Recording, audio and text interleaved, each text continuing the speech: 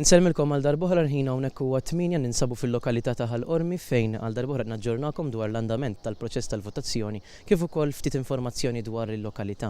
Hawnhekk fil-Kunsill Lokali ta' Ħal-Qormi dejjem jiġu eletti 11 il-kunsillier u tajb li nfakru li għall-Partit Nazzjonalista hawn 6 kandidati li huma Branca Leone Martina, Caruana Cilia Jerome, Cremona Robert Reno, Kuxkiri Carmelo magħruf ukoll bħala Ċali, Muscat George u Puli Ralf. Għall-Partit Laburista 10 kandidati li huma Aquilina Jesmond, Aquilina Josef, Azzopardi Bjorn, Buġeja Daniel, Kutajja Rozien, Falzon Renald, Gat Redeemer, Meli Sean, Saliba Hage Antoine, skużawni, u Zamit Marvin. U għall-Alternativa Demokratika kandidat wieħed Piski Henrik.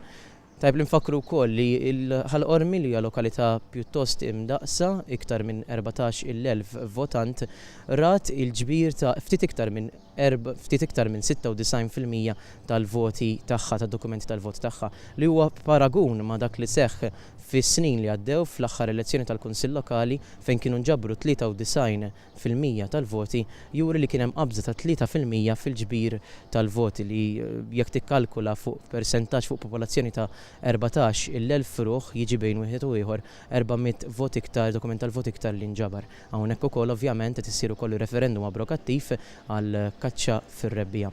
Dak kollox għalissa minn naħa tiegħi neqgħu naġġornawkom biktar lokalitajiet biktar informazzjoni fis-sigħat li ġejjin.